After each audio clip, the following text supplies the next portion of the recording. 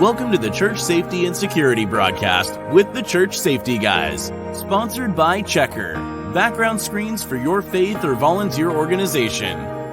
The Church Safety Guys is a nonprofit organization. Our mission is to inspire, influence, and impact church safety and security teams. We are protectors, guardians, ambassadors, and shepherds. We are about all things church safety and security, which starts with a ministry mindset and a servant's heart. Join us for the next hour as the Church Safety Guys unpack safety, security, leadership, and ministry operations with your hosts, James McGarvey, Paul Buckner, and Mike Scully.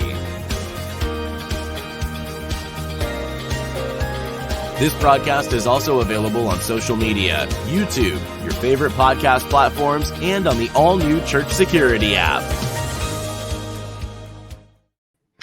Well, good evening. Welcome to the Church Safety and Security broadcast with the Church Safety Guys. I am James, and yet another week has passed, and my co-hosts have joined me, Mike and Paul. How are you guys doing? Good, sir. Gents? Not too shabby. Good to see you both. I love how you use that term, gents. I throw it around loosely.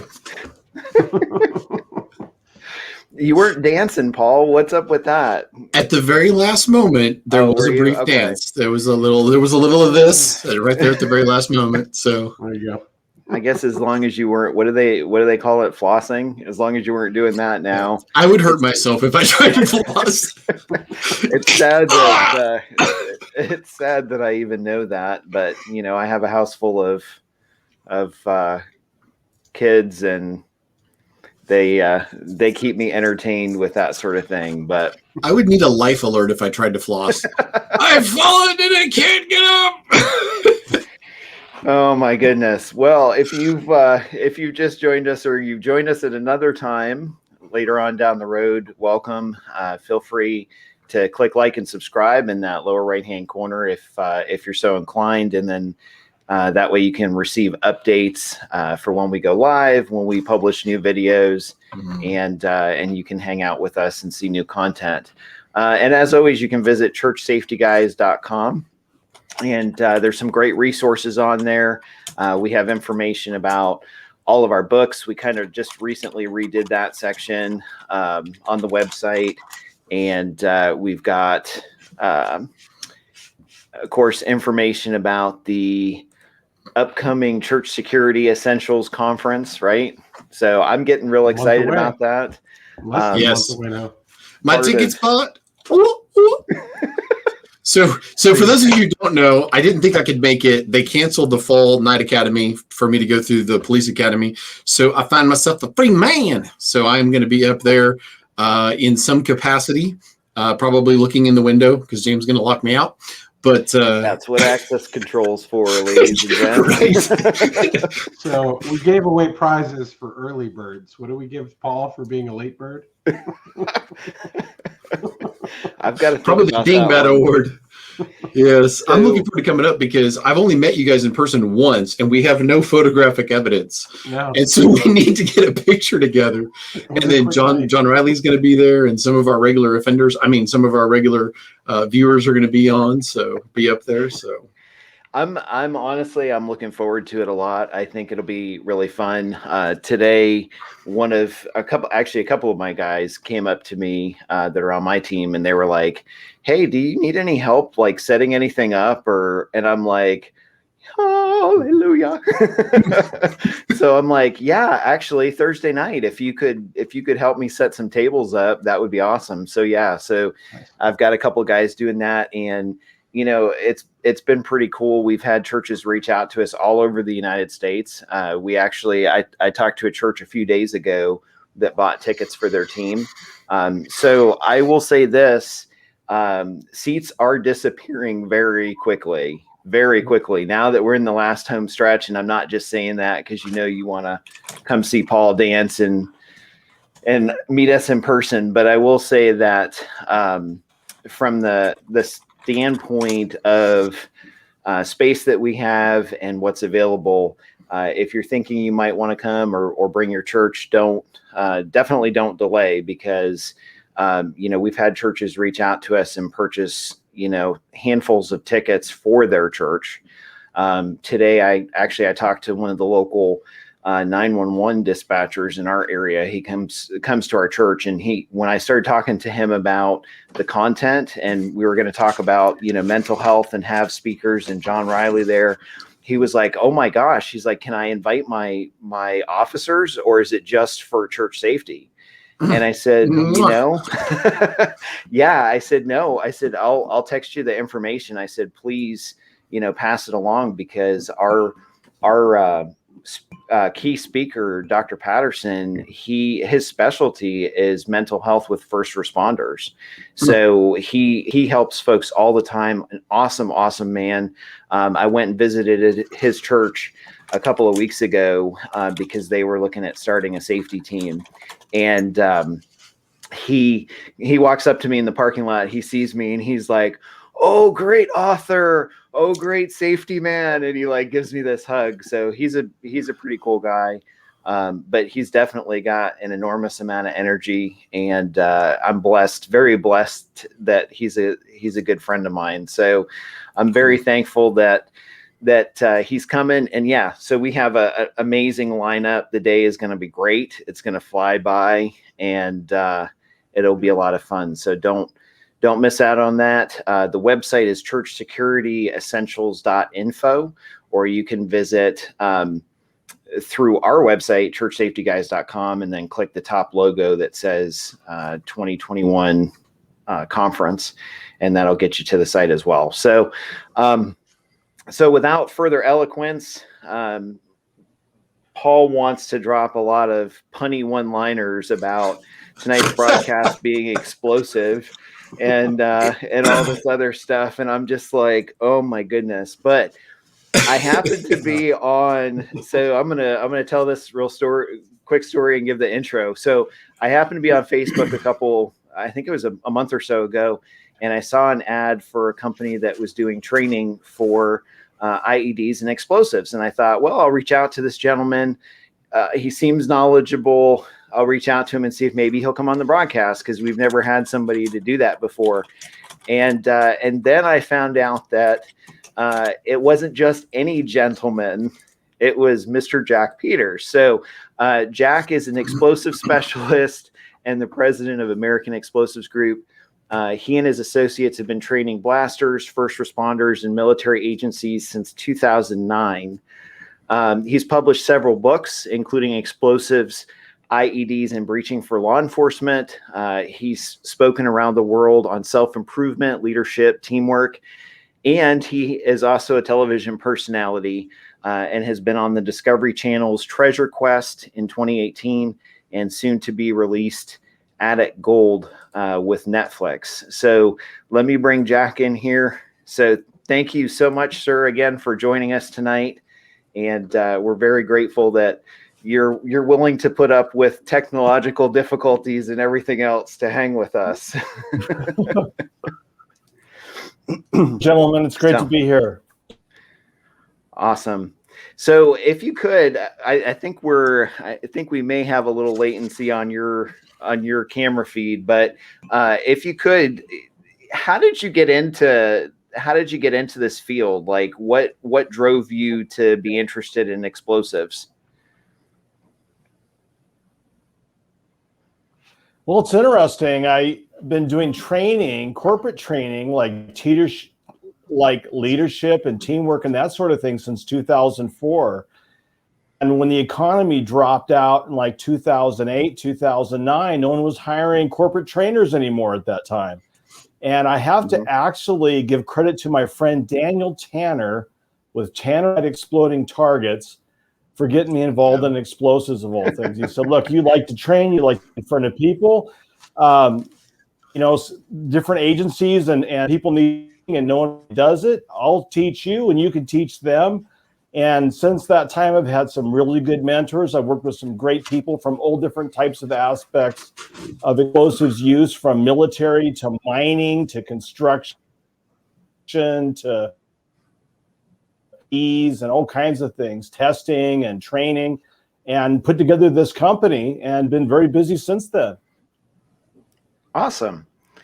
That is really cool. And you mentioned to me, like when I reached out to you, you mentioned to me that you talk to churches about safety and you kind of chat with them along those lines. And I was kind of curious from your background and experience, just along the line of like dealing with suspicious packages. And we've seen a lot of that type of thing come up with church safety and security. But what do you find yourself teaching churches on generally?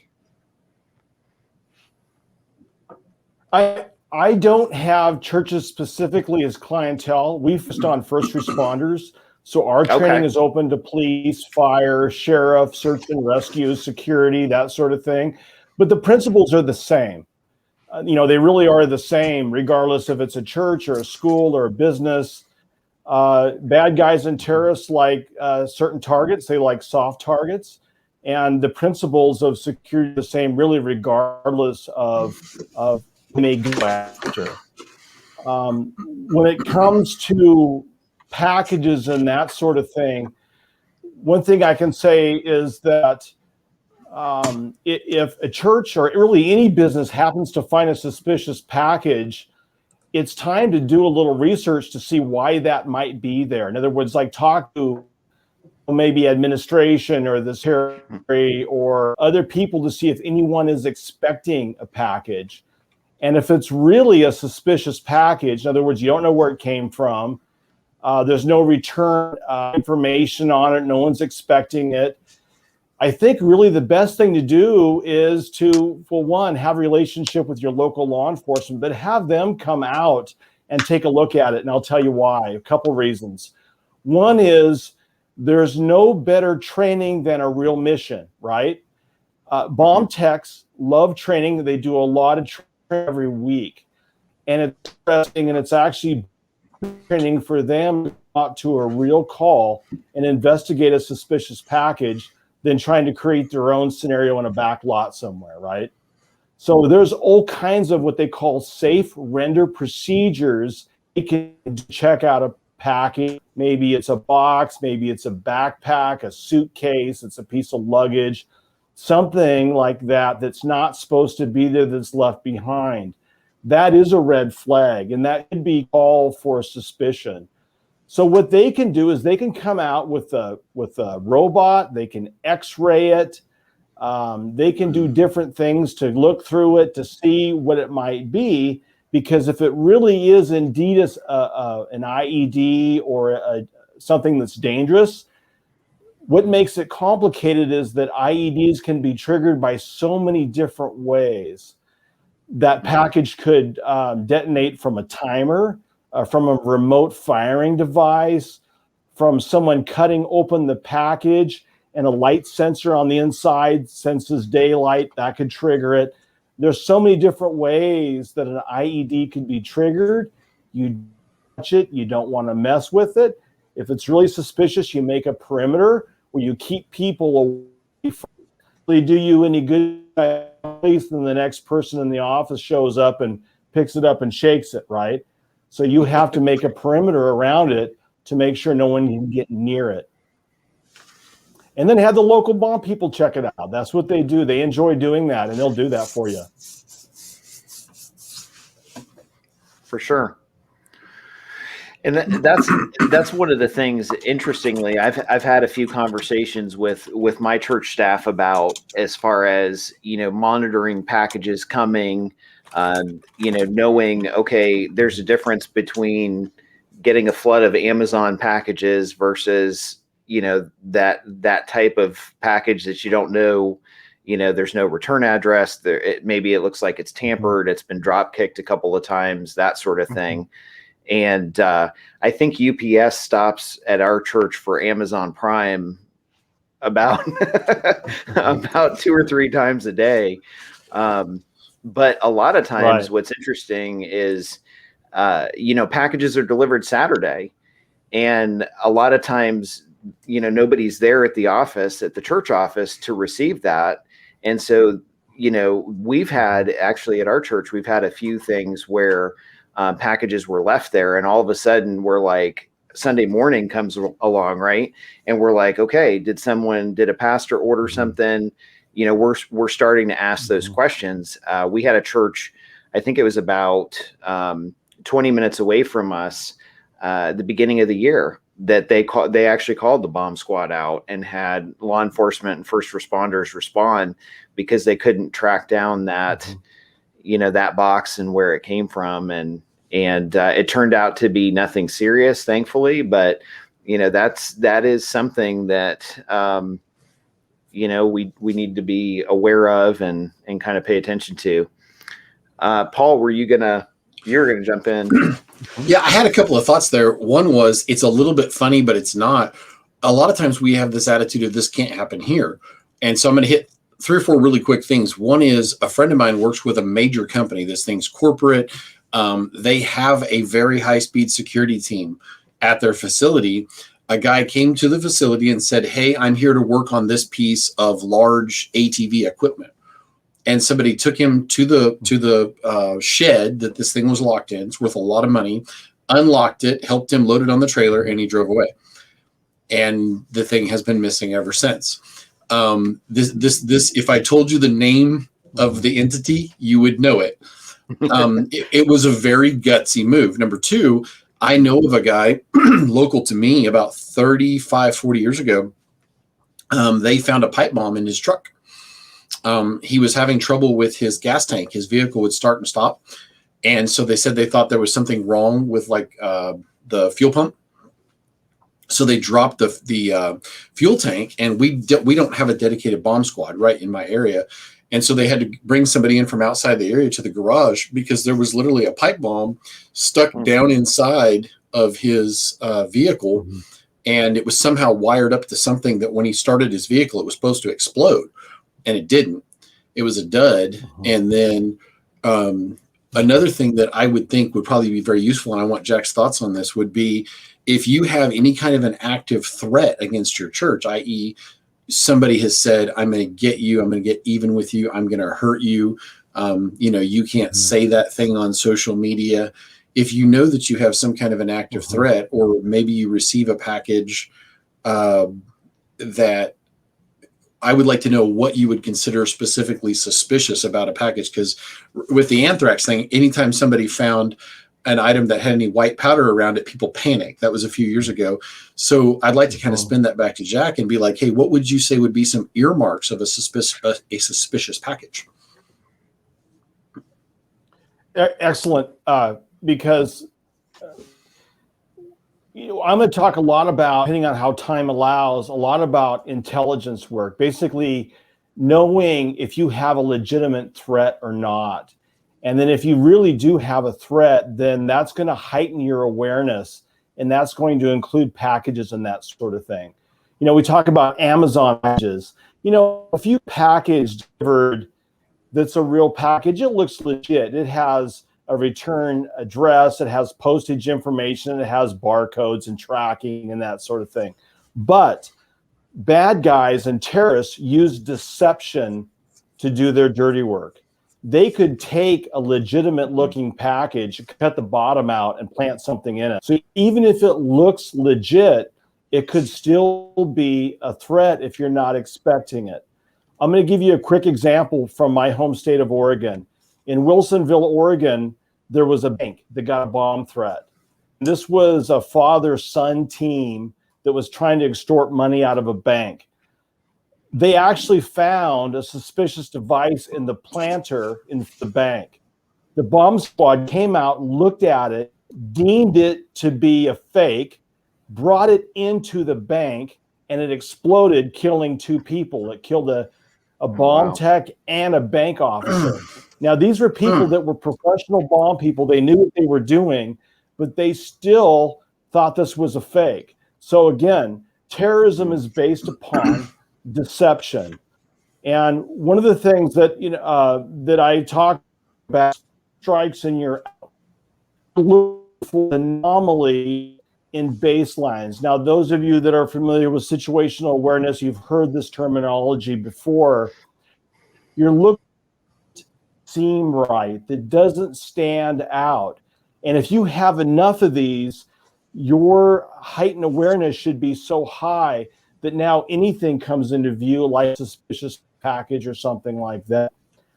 Let me give you a quick example. Let's say there's a couple in the church that's going through a bad divorce, and the minister has offered counseling. Maybe they didn't complete counseling or something, but the minister knows about this incident. That's one red flag there. Now, in the child care section, the young mother that takes her children to child care, and she gave the person that manages the child care a copy of a restraining order with instructions that the husband or the ex-husband cannot pick up the children. She's the only one allowed to pick up the kids. Okay, that's two things there. Now, a third is maybe a greeter at the front of the church before the service greets a man she doesn't recognize, and he's wearing a sweater covering his belt line, but it's 80 degrees outside. Okay, now there's something else. Now, the maintenance guy, he sees offensive graffiti painted in the back of the church. Okay, and now maybe someone, a petitioner that's coming into church, notices a car in the parking lot he hasn't seen before, but it's got a bunch of 30-round magazines and body armor in the front seat. And then one of the church security staff guys watching in the audience, everyone else is watching forward to the minister. He keeps turning around and reading his six. Now, any one of those things by itself isn't any big deal. People go through divorces, people paint graffiti, people have guns in their cars. All these things happen every day, restraining orders. If I told you that like 5 out of 7 of those incidences now involve the same suspect, then you've got a real serious issue at this point, because all these different pieces are now focused on one person instead of just random events. And what we teach in the corporate world is for different teams to actually communicate with each other. Maybe the child care lady didn't communicate with the minister, or the church secretary that got a threat on the phone didn't have time to tell the minister before the service, or the whatever it is. In the corporate world, we call this cross-team collaboration, which is just a fancy term for teams or divisions actually communicating with each other, so these pieces can be put together more easily. Absolutely. That's a total team concept we've talked about, and we've heard others talk about before, of sharing across ministries, is that it's not just about the safety team, because everybody should be part of the safety team in theory. So it's those eyeballs, those extra pieces of awareness that may then feed back and give, hey, I noticed this. Well, that could be 1 or 2 of those data points that you just mentioned, Jack, that again in isolation meant nothing, but in combination, the safety guy didn't see them. So now all of a sudden, I just got 2 new pieces of intel. That intelligence now changes essentially the risk level, and potentially elevating a threat level at that point. I think that's the big piece is understanding under what circumstance does the church raise its effective threat level, if they even have discussed that in the past. Let's hope they have. But if they do they have procedures? In other words, what is their SOP when they start to escalate, when they start to elevate those risks, and they start to collect information? Where do they go next? For sure. We're going to go ahead. That's really it. You've got to have a.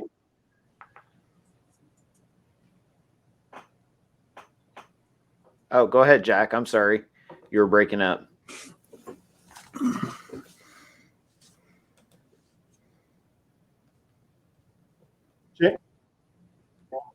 Okay. Yeah.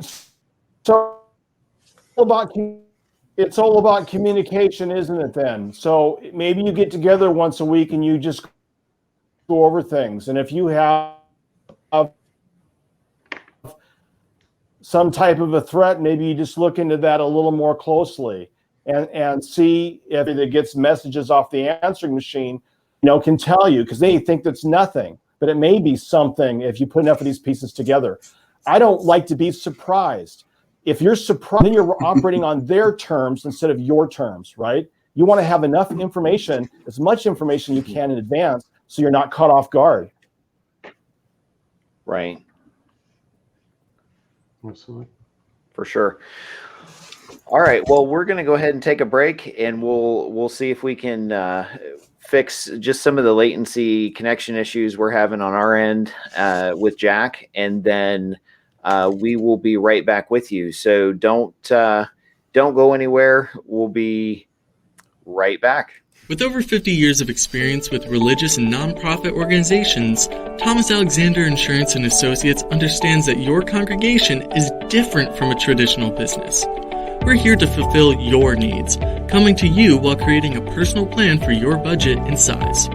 From your local community to around the globe, we are advocates for you. Thomas Alexander Insurance and Associates, your partner in service.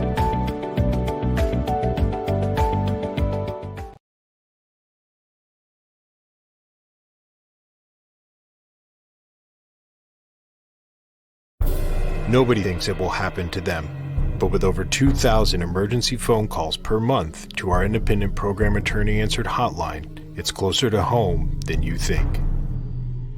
At US Law Shield, we give you exclusive access to our 24/7, 365 emergency hotline, not a call center, direct access to our network of independent program attorneys. With a price point of only $10.95 per month and unlimited attorney hours for criminal and civil defense, US Law Shield provides you with unparalleled service and protection where it matters most. No other program comes close. We believe an educated member is an empowered member. We do this by providing educational resources featuring seasoned attorneys, firearms instructors, law enforcement, and experts in all areas of self-defense law. We at US Law Shield believe peace of mind should come with simple and affordable protection.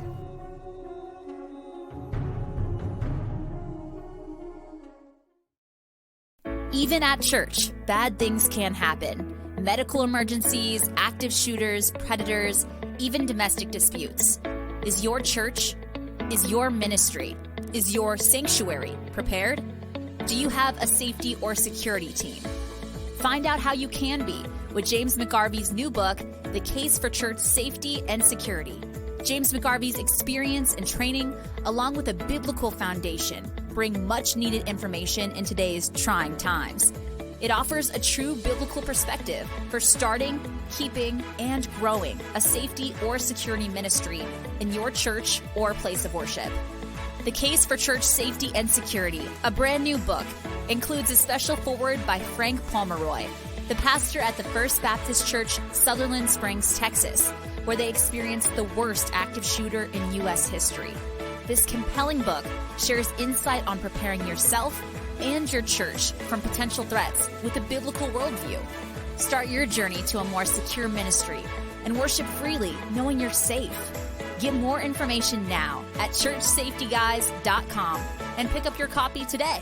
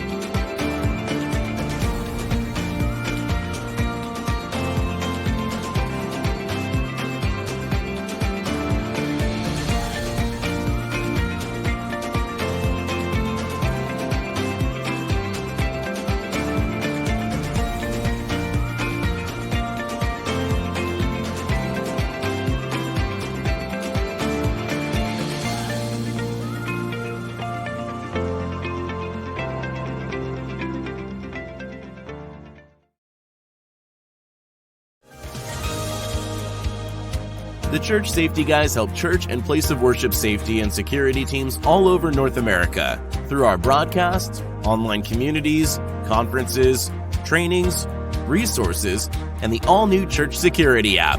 Download it today.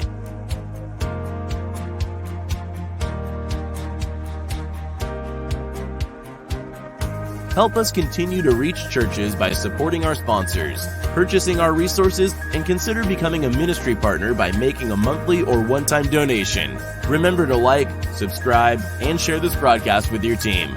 And now, back to the broadcast. Okay, we are back from the break, and we're talking with Jack Peters. Jack, can you hear us okay? Yes, I can. Okay. All right. I think we fixed all of our technical difficulties, maybe. Nice. We'll see. Yeah, let's hope so. So to go back to the awareness piece, Paul, I think you had said you wanted to jump in there with something. Well, and so one of the things that we actually learned, all three of us at different times got to take an executive protection training course. And one of the really interesting things about doing a threat assessment is what is the background of the threat? Was the guy a champion knife thrower? Is he a cage fighter? Is he a precision marksman? Does he own heavy equipment? Was he an archer? I'm being silly, but what is the background of the person? Is he a landscaper and have a whole bunch of ammonia nitrate in his backpack? Yeah. So, or was this guy EOD and dishonorably discharged from the military? Explosives ordnance disposal. Did he work for a major company, maybe out east in the Appalachian Mountains, working in a coal mine blasting? What's his background? And so suddenly you can build a threat profile around something. What's the person's history of violence? Because you'll probably find out their preferred mode. We had a guy locally that his best friend got stabbed. And so he decided to go and beat up the guy that stabbed his best friend. I can't make this stuff up. He ended up in the hospital with multiple stab wounds. Now, I could have told you that was likely to happen. There was a history of violence, and the guy had a preferred mode of doing things. So if you build a threat assessment around somebody, and this really happened in my area, the person owns handguns and rifles, but they custom load ammunition for a bolt action rifle, and they brag about hitting targets at hundreds of yards. I don't know about you, but that might top my list in my threat assessment. And so we owe a great debt to Shield Force International, to Matt Combs. He's a friend to all three of us. But that comes back over to now you've started receiving threats. And so I'm going to paint a picture and then lob it to you guys, and you guys take it wherever you want. But now you've discovered somebody that brags about making homemade explosives, is known for making custom fireworks, using black powder to put on fireworks shows at their house. And they've now threatened your house of worship. I don't know about you, but I'd start really seriously looking at disturbed dirt around my building. And guys, that's where, Mike, I'll throw it to you, and then Jack, wherever you want to take that. Yeah, absolutely. I mean, and that's where it comes into sweeps, and that should be a routine. I think it's very easy for us to arrive a few minutes late because of traffic and say, oh, that thing that we do every week, I'm not going to take that lap around the building. Well, no, you can't not do that. So you got to make that lap around the building, even when it's 100 degrees like it was in Austin, Texas today. So you got to make that sweep, and that's where you can look for disturbed items. You can look for spots that could be laying in wait, not just for devices, but literally any sort of threat, any sort of risk that you should be walking that on a regular basis, but also obviously through the building. That leads to policies and having the right policies in place. Not all of us necessarily have bag search policies in place at our church, whereas other churches, you'll at least have a policy around where the volunteers keep their stuff. So like we have a volunteer room, that's their lounge, that's where it's dedicated to those things. We encourage them to put their stuff there. And that is so that we can cleanly sweep the auditorium ahead of any service and not be running through or tripping over 17 volunteer bags that happen to use them to hold their seats. So we ask them to put them in the other room, and that helps. But we've done it numerous times. Numerous times we've had a volunteer show up on us, and we're like going through their bag, and they're like, what are you doing? You left your bag where you weren't supposed to leave your bag. And so under those circumstances, we are searching. Excuse me. We're not necessarily stopping a person with a bag and asking to go through it, unless we talk about those elevated risk factors, those points of information. If those ratcheted up, yeah, we may intercede and say, hey, can we check out what's in the bag, or why do you need a bag? Those types of things. But again, I think it leads to having policies, and then having those procedures, and then maintaining consistency on doing that week in and week out, whether there's an elevated threat level or not. But when there's that elevated threat level, that's where we have to ratchet it up even further and build in contingencies and build in planning that says, if this happens, and in many cases, it's when this happens, what are we going to do? What's our default? Who are we calling? Don't touch it. And how are we coordinating off? To your point, Jack, you talked earlier about creating that space or separation around the suspicious package. Mm-hmm. And for us, it's more likely a bag than a package. But James, you mentioned with the Amazon piece, it could be an Amazon package. Not because it came from Amazon that way, but it was hijacked. It was something that nonchalantly we get complacent or routinized, if you will, where it's so simple. Oh, it's just yet another Amazon Prime. Rip. Okay. You got to necessarily say, hey, just because it's Amazon Prime doesn't by itself mean it's 100% fine. Well, and something Jack said earlier, and you just brought me back to this, Mike, is were I a bad guy, and you mentioned, Jack, about bad guys potentially, obviously they're going to use subterfuge to try to get past any kind of a security or any thought process. But were I a truly dastardly, mustache twisting villain, I would steal a package off of your doorstep, and it disappears overnight and comes back. So if you've recently had a package stolen and you've got a credible threat, I mean, none of these, as you said earlier, Jack, none of these on their own are necessarily a bad thing, but you start adding them together. But if I was a truly bad person and I flip the package over, slit, and so if you find packaging that's been disturbed, or something like that, I mean, that's pretty out there, but that's also not outside the realm of possibility. And I mean, we've also seen where, yeah, please, I'd love to hear your thoughts. Well, I want to build off what Mike was talking about, where when you do a threat assessment, you're looking at the suspect's background. Here's the scary thing with explosives. There's so many different types of explosive materials, and there's a lot of information on how to make bombs that's available to the public. Mm-hmm. Like, maybe YouTube might ban certain people, but they don't ban how to make bombs. There's a lot of information on how to make homemade explosives on YouTube. There's Poor Man's James Bond, Anarchist Cookbook, all kinds of information. Al-Qaeda has a magazine called Inspire that will teach you how to make bombs. That's what the Boston Marathon bombers used to convert pressure cookers into large fight bombs. So the information is already out there. And so one of the things we look at as well is, what can someone make? What can they buy? Or what can they steal to make it an improvised bomb out of? You mentioned fireworks. We've seen last summer how fireworks were weaponized against the police in all these various riots around the country. Yeah, fireworks is a big thing right now. They can, mortars can shoot horizontally. The mortar balls can be filled with shrapnel, nails, and tacks, and so forth to injure police and other people as they explode. So that's a trend that is pretty big right now that we're all watching. Also, a lot of materials that are even in over-the-counter fireworks that can be purchased, enough of it can be accumulated to make bombs and so forth out of, like specifically flash powder materials.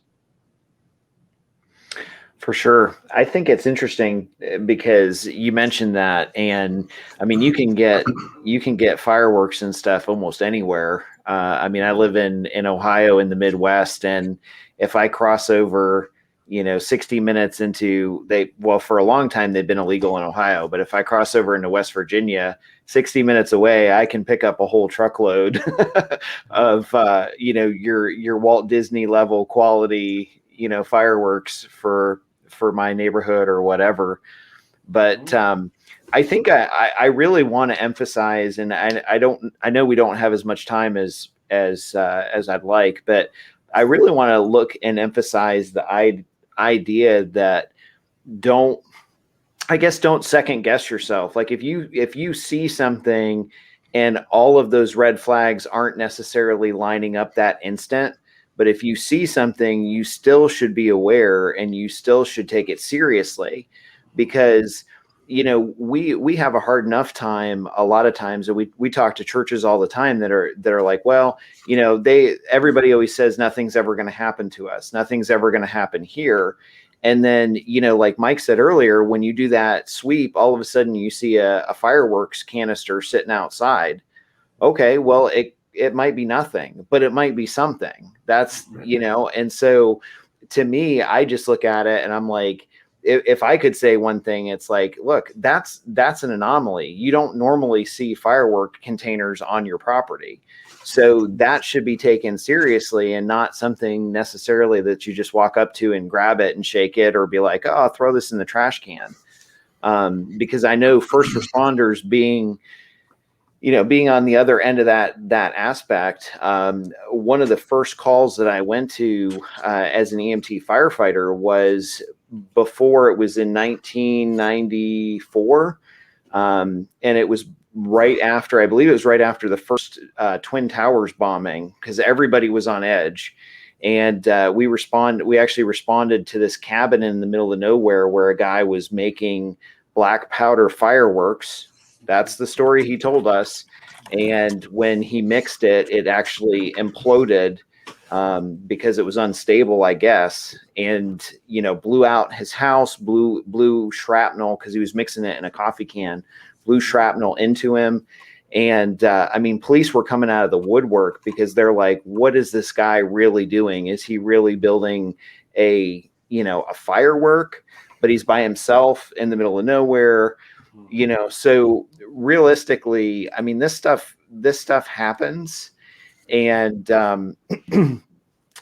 from a standpoint of seeing stuff around, if it's suspicious, I don't know. I don't want to freak people out or anything like that. But at the same time, even things that a lot of times you see as common or uncommon and don't think about, we have a couple of folks at our church, and I'll throw this over to you, Jack, after. But we had a couple folks that attend our church that are contractors, and a lot of times they'll stop for service in between jobs. So they'll bring in trailers with heavy duty, earth moving equipment as they're passing through, and they're like, yeah, I'll catch the last 20 minutes of the service.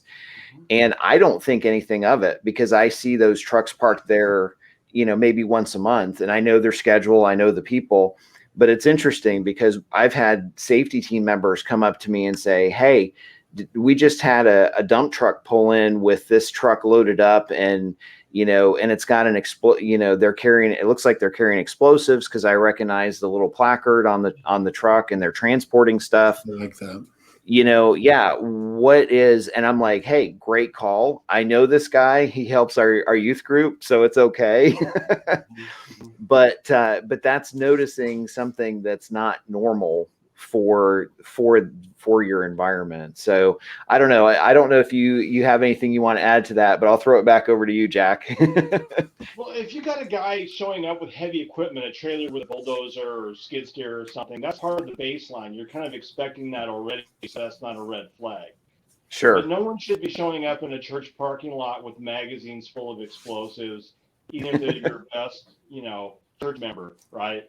They've got to have a courtesy not to do that. And not only that, the transport of explosives is highly regulated by the DOT, and they would heavily frown upon that. You can't even stop near bridges, along roadsides, and rest areas. There's all kinds of rules about stopping somewhere with explosives on board. So they can't just pull in the parking lot. So you've got to, you've got to discuss that with them and say, let's not even do that, because explosive magazines are essentially just safes with big padlocks on them. They can be breached by, anyone with a pair of bolt cutters or a torch, just about anyway. So you don't want to bring temptation in like that. Shouldn't even be there. See, that's interesting to know, because who knows if they had anything actually in the trucks. They may have been dry of any explosive content, but you're right. There are things like that will bait people in. We had a guy show up one Sunday, and he came walking inside. I didn't recognize him, and I was doing a security sweep of the parking lot, and I had pinged. This guy got out of this truck, big, nice $80,000 truck. And as I walk by, there's two very large 12 gauge pump turkey loaded, turkey shotguns in they're marked up, painted up and everything in the front seat of his vehicle. And I look down, and there are enormous shells, obviously designed for this thing, laying there along with calls and all kinds of hunting paraphernalia. I'm in the Midwest. We be from the South down here. I'm not too worried about seeing that, but I told my security team and the deputy on duty, I said, hey, it's not a red flag, but if he leaves, that guy right there, and he seems really agitated and he starts walking towards his truck, I'm pretty sure we should follow closely and get ready for filleting fire. If this guy, if he's upset, that kind of heavy turkey load is the equivalent of double-aught buck. I mean, this could be a very bad thing. I said, not to mention, I'm going to do very regular security sweeps because we're near an interstate. Somebody comes up over the hillside looking for a quick smash and grab. That's a lot of ordnance inside of that vehicle. And if somebody's doing a smash and grab and they think they're going to take that shotgun out, they are going to be looking at the business end of my weapon. And so I love how this comes back to that kind of a situation, because even fairly innocuous things mixed together could be, let's take it over into the realm of toxic poisonous gases. There are things that can be bought at the local grocery store, and I will not name them ever, but you mix these two things together and they create a gas that you can't smell that'll kill you deader than a doornail. And so if you see somebody that's in your building and they've got something and they're mixing things and they're near your return air, or they don't look like they belong there, if they're carrying things into an area they don't belong, it could be a gas. It could be an explosive. I mean, you were talking earlier about something that's like a photo sensor that as soon as you open it to light, it explodes. There are things that if they contact water, they explode. There are things that if they contact, you've got highly corrosive items that if you mix certain metals together, shavings, and light them, they'll burn right through things. And so if you see some of these things in weird places, and I want to throw it back to you because I know we're almost out of time, but there's things that you mentioned, Jack, things that are household items or things that you wouldn't necessarily think of as an explosive, and you kind of jarred me that direction. So I'd like your thoughts. Yes, real quickly too, if someone's transporting a hazmat material, the placard signs on the trucks are hinged, so you can shut them off, right? So if that truck is empty, it should not say a hazmat on the truck. And copy that. That's one thing. The other thing too, like I talked about, what can they purchase, make, or steal? There's firearms everywhere. I have a lot of buddies that carry firearms in their trucks and their cars. We're talking about truck guns. It's not secure. Anyone can break into a vehicle, no matter how much it costs, with a rock. They can break that window and take the weapon out, especially if they got shotguns in the open with rounds, everything in the open. Someone could steal those rifles or shotguns in a couple minutes and be a terror with those things. Yep. To get with different materials you're looking for, one is gunpowder. What can you make, buy, and steal? You can, in normal circumstances, not necessarily right now, but you can buy up to 50 pounds of gunpowder a year as a U.S. citizen for reloading purposes.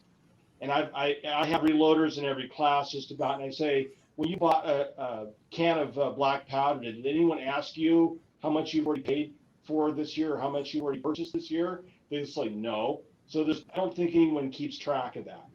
You can do a lot of damage with gunpowder and black powder, and then people can purchase that. Now it's difficult to get because it's been imported, but that's a big thing there.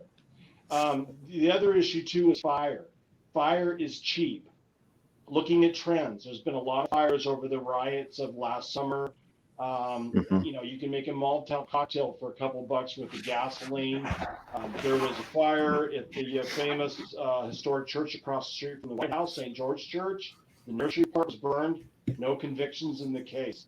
In Canada, there's been 57 church fires since June. No convictions. Okay, so look at the trends. Fire is really easy to get, right? It's really easy to obtain. So was gunpowder. So was weapons. Now, more sophisticated bombers will use other things. And we talk about household or industrial items. One of the main homemade explosive that like ISIS and other groups use is triacetone triperoxide. Acetone and peroxide is in almost everybody's home. It's used as a fingernail polish remover.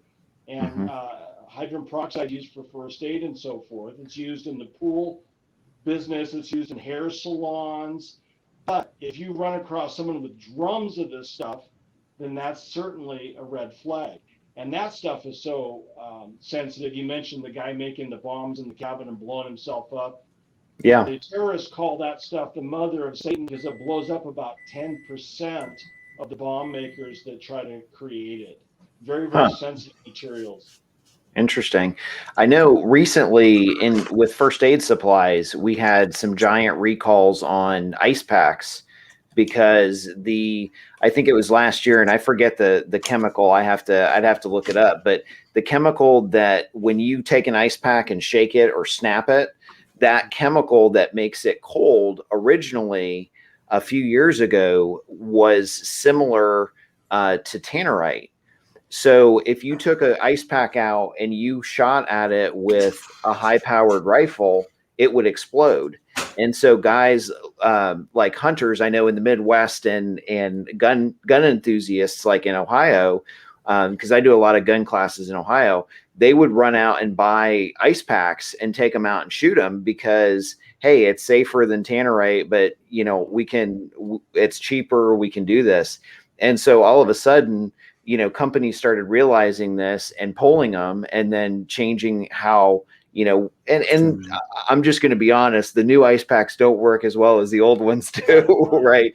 But what's interesting is I started seeing this because I use tannerite occasionally. I'm out in a farm community. So, I work with farmers that use it for, blowing stumps out or legitimate purposes.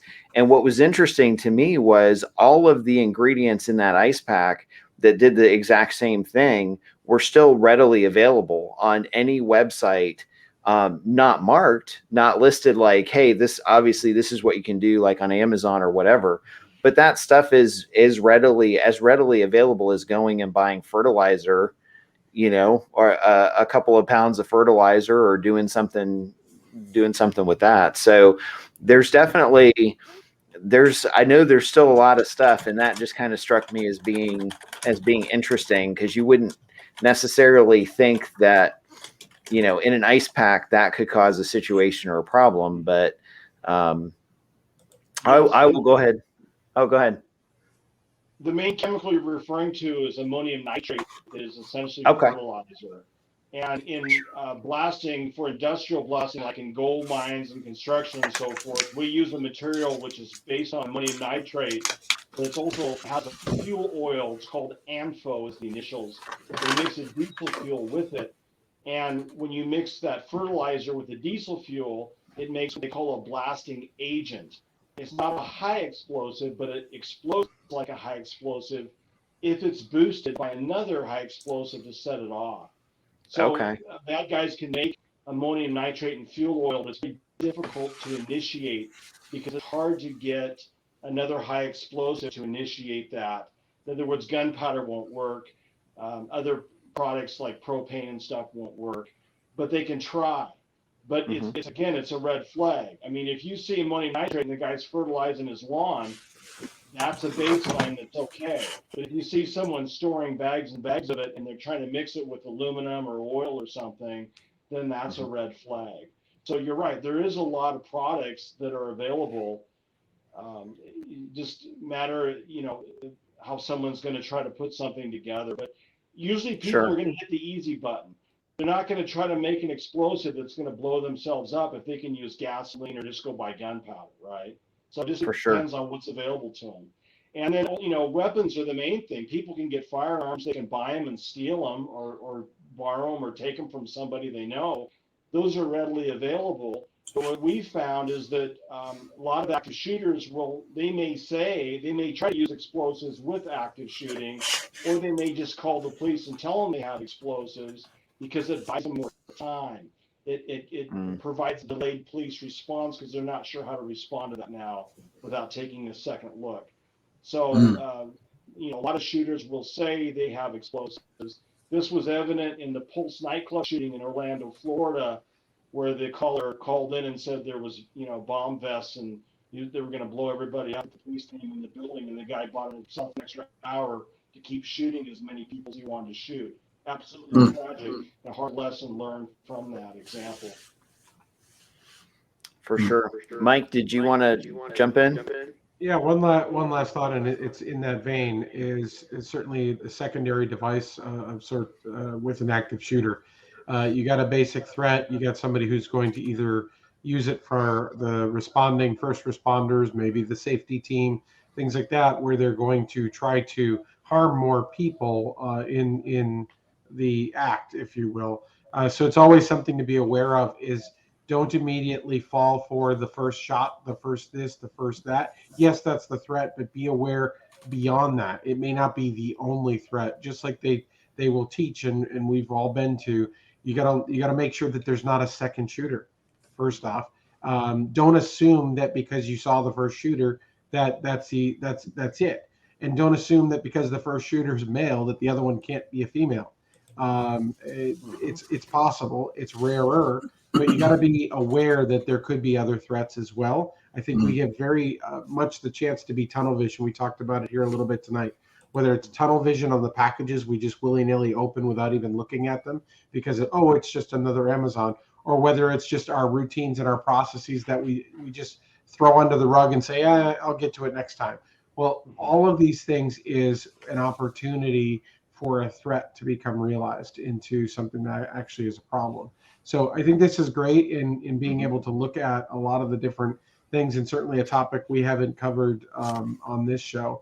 So I really appreciate the insight and information that you shared here tonight, Jack. Excellent. For sure. Go for it, Paul. I was just going to say, I know you wanted to jump in. Yeah, there's so many little things, because this is one of these things. We'll have to have you back on, Jack. I could see this being firmly a two-parter. Portable propane tanks. We had a major problem about 8 years ago in my area. People were stealing portable propane tanks, empties, out of people's backyards, and they were leaving full ones, the little tiny ones you would use. Those are more dangerous nearly empty, right, than they are full. And that was in the Joplin, Missouri area. And we had some really interesting things happen. We had a string of gas pipe thefts where gas pipe was being stolen. And it was very interesting because a pipe bomb strapped to the side of a nearly empty propane tank is a nice little bomb. We had some really interesting things happen in our area that were just very, very strange. And there were strings of them that were making law enforcement go like this. We had a group of people that were going and buying 40 and 50 disposable cell phones, and in groups, and finally they were being refused. And so there was some very interesting, and I'll have that conversation offline if you guys want to have it. I'm not going to have it here, but there was a group of people that was doing it, and it was getting a lot of attention. That was very interesting. Another thing we haven't talked about, and I'd love to come back to this on another night, is VBIDs, vehicle-borne, improvised explosive devices. People can crash through at a lot of churches. You can crash into an environment. You can use a large vehicle. You could detonate an explosive. You could lob explosives out. We had a gentleman that was homeless and apparently had stolen a U-Haul. He had paid for a rental and then was just driving around the country. And who runs the plates on those things, right? And he pulled up to our church. We had a great visit with the guy. He was not a threat, but he was a firm DLR. And before I could get somebody out in the parking lot to go inspect his vehicle, somebody was. And they were a bit brazen about it. He left the back of it unlocked, so they just raised up shone a flashlight, closed it. Little brazen there, but we determined he was a DLR, but he wasn't a threat. But if a vehicle pulls up and is parked where it shouldn't be, or you see something that could be an explosive item that's where it shouldn't be, and then obviously if you're dealing with an actual threat of a physical person and they're walking in, this is where going all the way back, Jack, where you were talking about your situational awareness.